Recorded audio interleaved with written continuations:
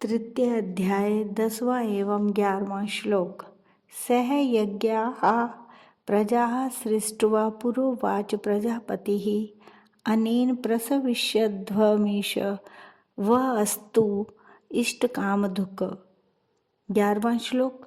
देवान् भावयतानेन ते देवा भावयन्तु वः परस्परं भावयन्तः श्रेयः परं वापस्यत्। सह यज्ञा प्रजाः सृष्ट्वा पुरोवाच प्रजापति, अर्थात ब्रह्मा जी प्रजा सृष्टि के रचयिता एवं उसके स्वामी हैं। अतः अपने कर्तव्य का पालन करने के साथ वे प्रजा की रक्षा तथा उसके कल्याण का विचार करते रहते हैं। कारण कि जो जिसे उत्पन्न करता है उसकी रक्षा करना उसका कर्तव्य हो जाता है। ब्रह्मा जी प्रजा की रचना करते, उसकी रक्षा में तत्पर रहते तथा सदा उसके हित की बात सोचते हैं, इसलिए वे प्रजापति कहलाते हैं। सृष्टि अर्थात सर्ग के आरंभ में ब्रह्मा जी ने कर्तव्य कर्मों की योग्यता और विवेक सहित मनुष्य की रचना की है। अनुकूल और प्रतिकूल परिस्थिति का सदुपयोग कल्याण करने वाला है, इसलिए ब्रह्मा जी ने अनुकूल प्रतिकूल परिस्थिति का सदुपयोग करने का विवेक साथ देकर ही मनुष्यों की रचना की है। सत असत का विचार करने में असमर्थ पशु पक्षी वृक्ष आदि के द्वारा स्वाभाविक परोपकार कर्तव्य पालन होता है, किंतु मनुष्य को तो भगवत कृपा से विशेष विवेक शक्ति मिली हुई है। अतः यदि वह अपने विवेक को महत्व देकर अकर्तव्य न करे तो उसके द्वारा भी स्वाभाविक लोक हितार्थ कर्म हो सकते हैं। देवता ऋषि पितर मनुष्य तथा अन्य पशु पक्षी वृक्ष आदि सभी प्राणी प्रजा हैं। इनमें भी योग्यता अधिकार और साधन की विशेषता के कारण मनुष्य पर अन्य सब प्राणियों के पालन की जिम्मेवारी है। अतः यहाँ प्रजा पद विशेष रूप से मनुष्य के लिए ही प्रयुक्त हुआ है। कर्मयोग अनादिकाल से चला आ रहा है।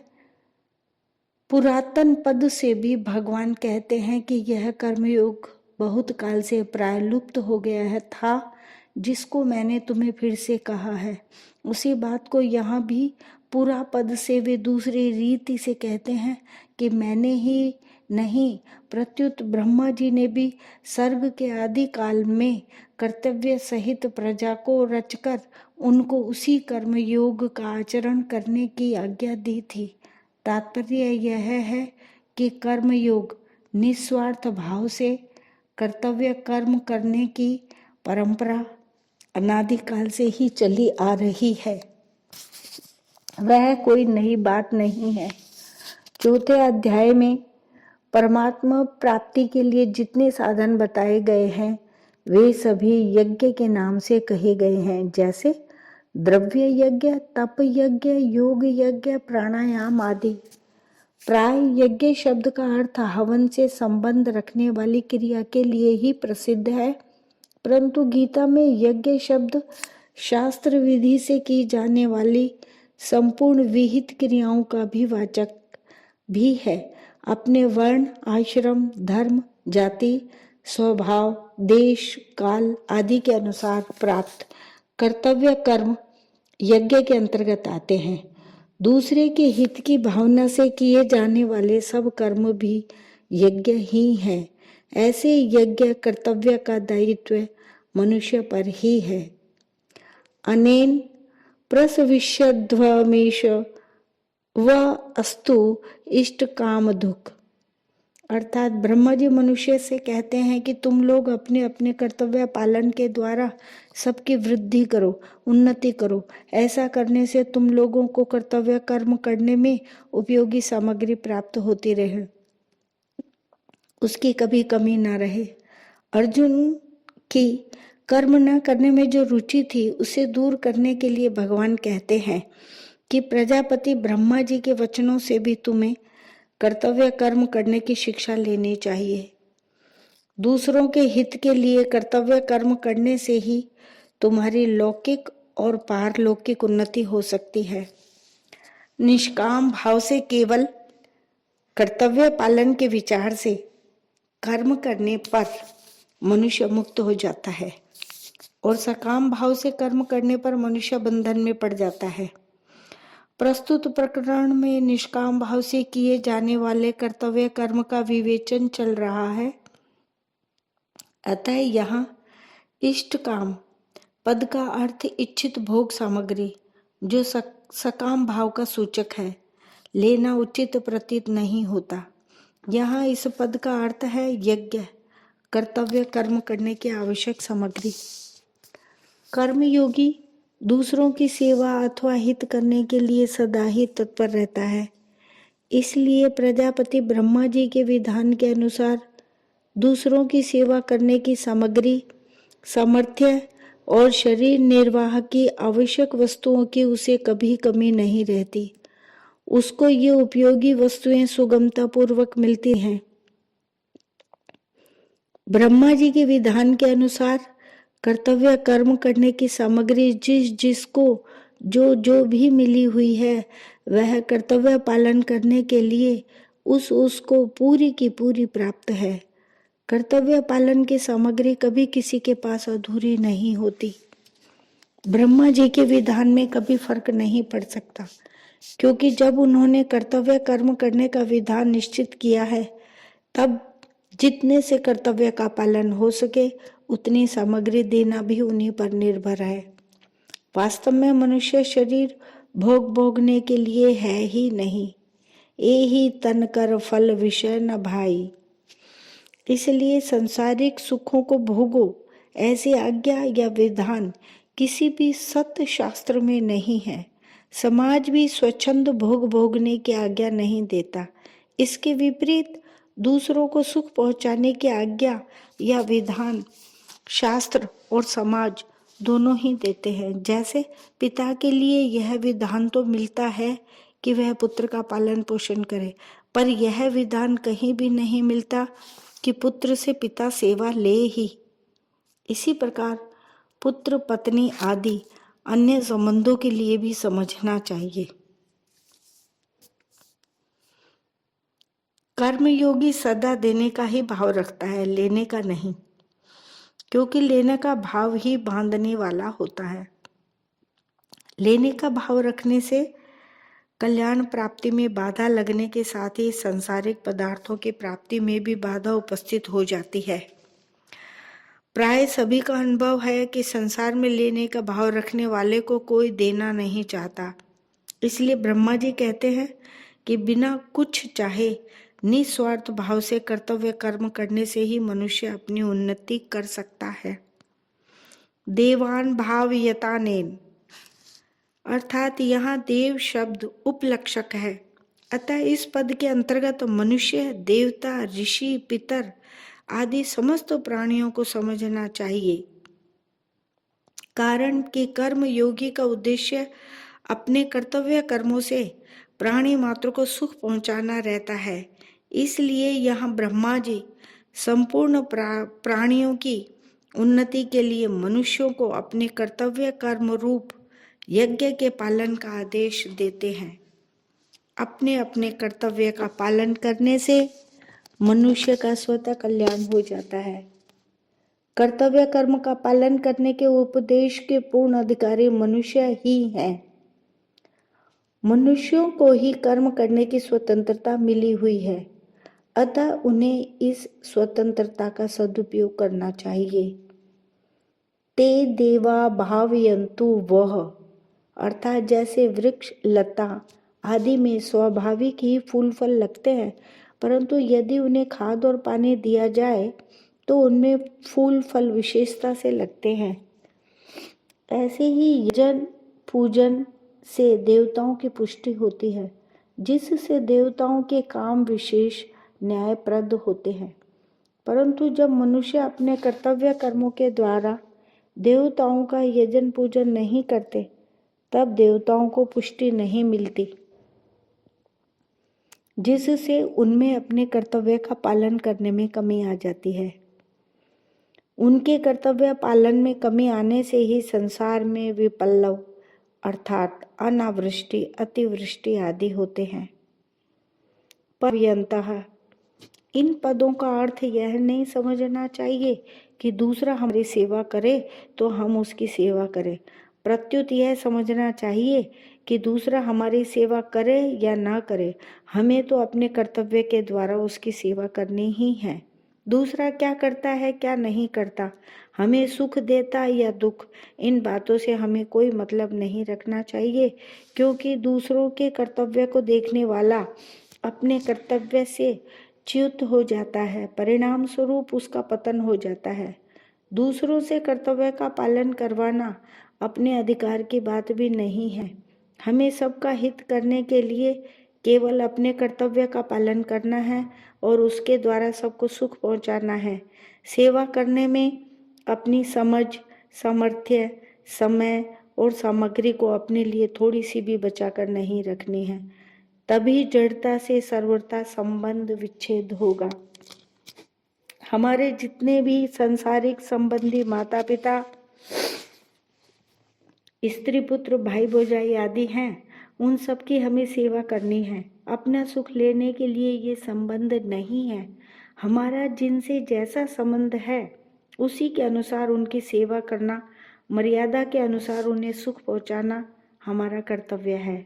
उनसे कोई आशा रखना और उन पर अपना अधिकार मानना बहुत बड़ी भूल है। हम उनके ऋणी हैं और ऋण उतारने के लिए उनके यहाँ हमारा जन्म हुआ है। अतः निस्वार्थ भाव से उन संबंधियों की सेवा करके हम अपना ऋण चुका दें, यह हमारा सर्वप्रथम आवश्यक कर्तव्य है। सेवा तो हमें सभी की करनी है, परंतु जिनकी हमारे पर जिम्मेवारी है उन संबंधियों की सेवा सबसे पहले करनी चाहिए। शरीर, इंद्रियां, मन, बुद्धि, पदार्थ आदि अपने नहीं हैं और अपने लिए भी नहीं हैं, यह सिद्धांत है।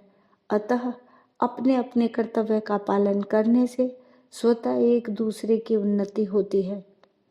कर्तव्य और अधिकार संबंधी मार्मिक बात ये है कि कर्मयोग तभी होता है जब मनुष्य अपने कर्तव्य के पालन पूर्वक दूसरे के अधिकार की रक्षा करता है। जैसे माता पिता की सेवा करना पुत्र का कर्तव्य है और माता पिता का अधिकार है, जो दूसरे का अधिकार होता है वही हमारा कर्तव्य होता है। अतः प्रत्येक मनुष्य को अपने कर्तव्य पालन के द्वारा दूसरे के अधिकार की रक्षा करनी है तथा दूसरे का कर्तव्य नहीं देखना है। दूसरे का कर्तव्य देखने से मनुष्य स्वयं कर्तव्यच्युत हो जाता है, क्योंकि दूसरे का कर्तव्य देखना हमारा कर्तव्य नहीं है।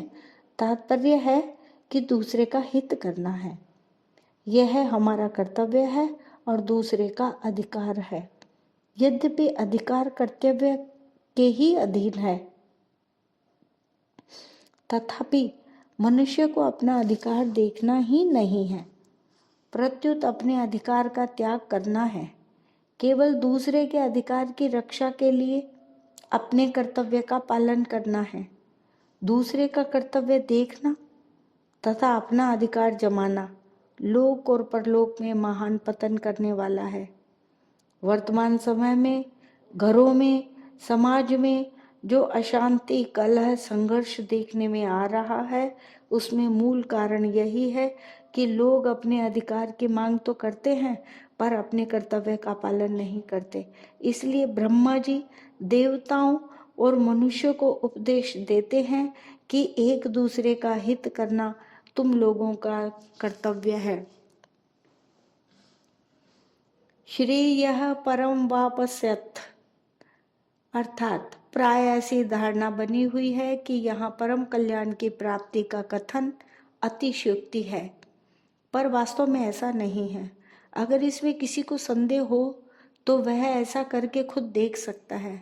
जैसे धरोहर रखने वाले की धरोहर उसे वापस कर देने से धरोहर रखने वाले से तथा उस धरोहर से हमारा किसी प्रकार का संबंध नहीं रहता, ऐसे ही संसार की वस्तु संसार की सेवा में लगा देने से संसार और संसार की वस्तु से हमारा कोई संबंध नहीं रहता।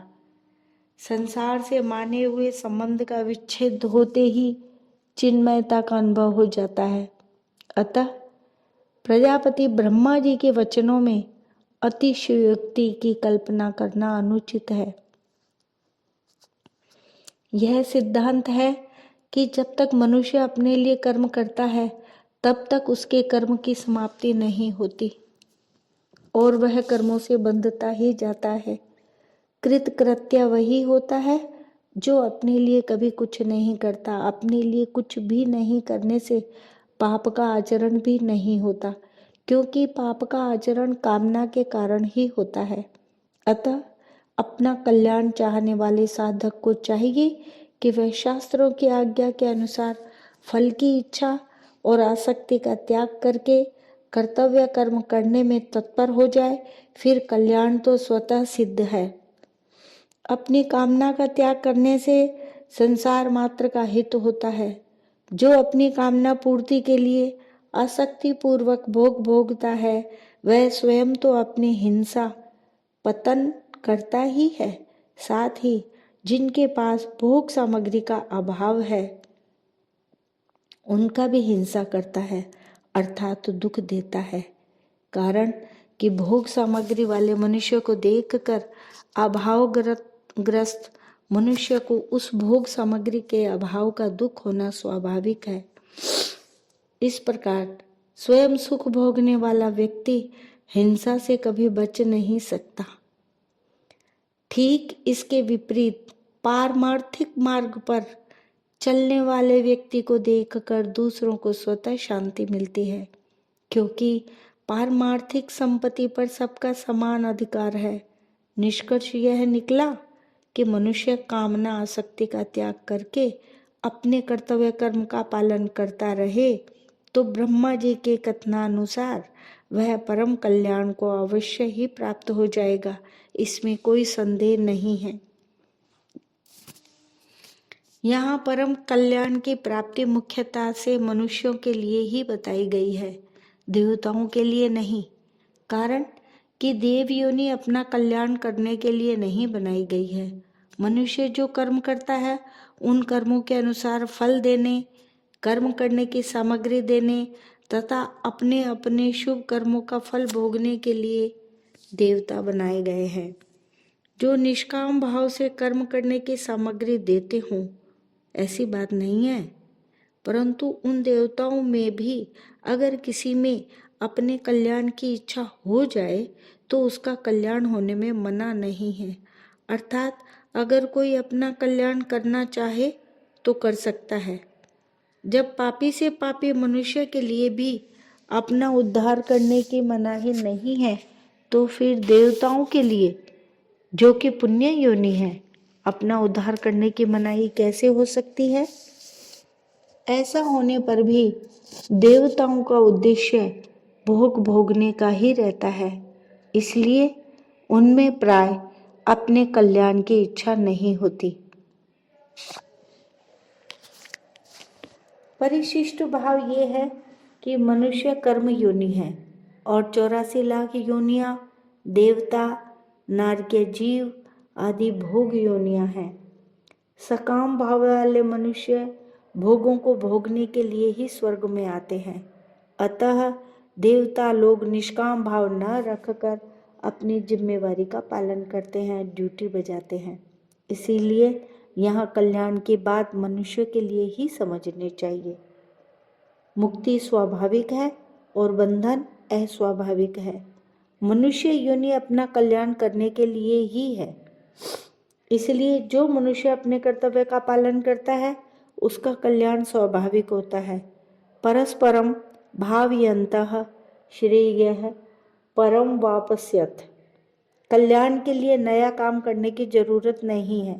प्रत्युत जो काम करते हैं उसी को स्वार्थ, अभिमान और फलेच्छा का त्याग करके दूसरों के हित के लिए करें तो कल्याण हो जाएगा। निष्काम भाव के बिना भी केवल अपने कर्तव्य का पालन करने से स्वर्ग आदि पुण्य लोकों की प्राप्ति हो जाती है। जिस स्वर्ग की प्राप्ति बड़े बड़े यज्ञ करने से होती है, उसी की प्राप्ति क्षत्रिय केवल अपना कर्तव्य कर्म युद्ध करके प्राप्त कर सकता है। जैसे ब्रह्मा जी ने देवताओं और मनुष्यों के लिए परस्पर एक दूसरे का हित करने की बात कही है, ऐसे ही चारों वर्णों के लिए भी परस्पर एक दूसरे का हित करने की बात समझनी चाहिए। चारों वर्ण परस्पर एक दूसरे के हित के लिए अपना अपना कर्तव्य कर्म करें तो वे परम कल्याण को प्राप्त हो जाएंगे। संपूर्ण सृष्टि की रचना ही इस ढंग से हुई है कि अपने लिए कुछ वस्तु और क्रिया नहीं है, दूसरे के लिए ही है। इदम ब्रह्मणे न मम। जैसे पतिव्रता स्त्री पति के लिए ही होती है, अपने लिए नहीं। स्त्री के अंग पुरुष को सुख देते हैं पर स्त्री को सुख नहीं देते। पुरुष के अंग स्त्री को सुख देते हैं पर पुरुष को सुख नहीं देते।